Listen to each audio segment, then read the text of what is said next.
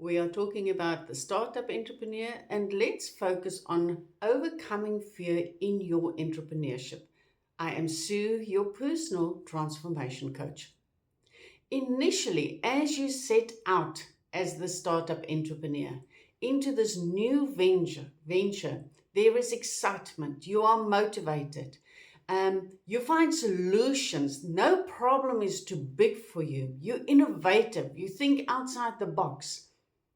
And pretty soon, that little voice will start entering and it will bring you doubt and fear of, can I even do this? Am I good enough to do this? Will I have the money? Will I even have clients?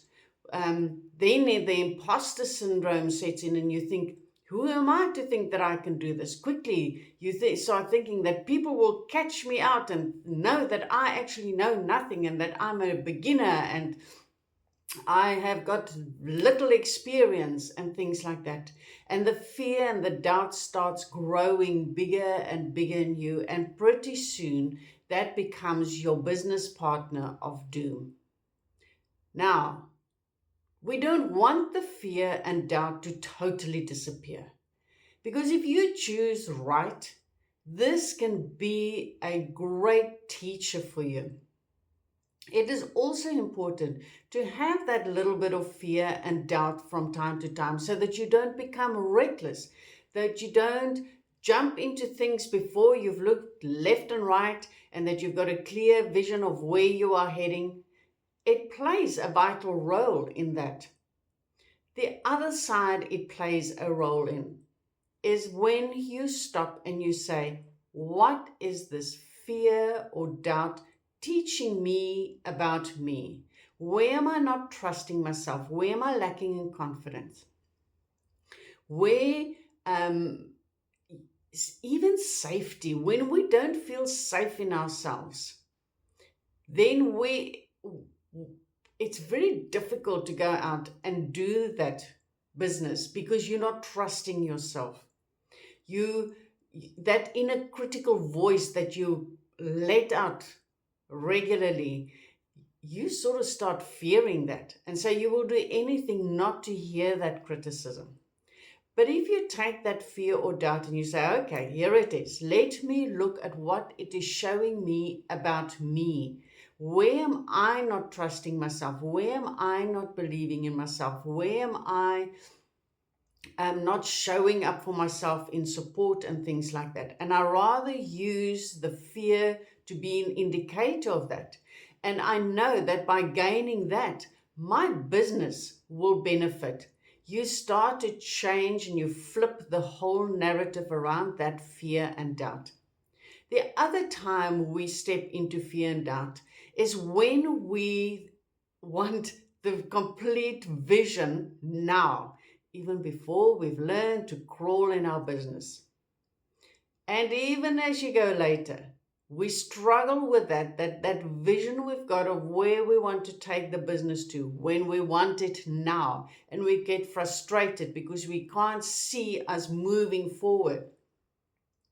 The thing you must remember about life, although we think we live on a linear timeline and that life always moves forward, it actually moves forward like this. And sometimes it goes like that. Because there are lessons we need to learn so that we can have the ultimate experience when we reach that point of what our vision is of where we're taking our business. Because I promise you, an insecure, a person who feels unsafe in themselves, a person who is not trusting themselves, will never take their business to those kind of highs. And if they do, it will be at the cost of everybody else that follows them, their staff, their family, their friends, because the blame will always go there. The demands will always be made of those people so that they can move and get towards that business vision that they are holding. It is not about letting go completely of the fear of or the doubt.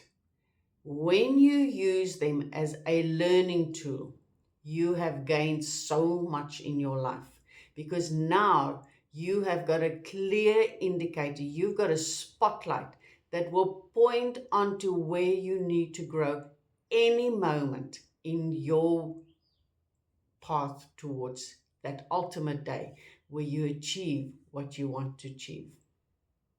Remember, when you keep your vision in front of you, you know where you are going, and you use the lessons that come up to show you where you must grow, there will be success for you.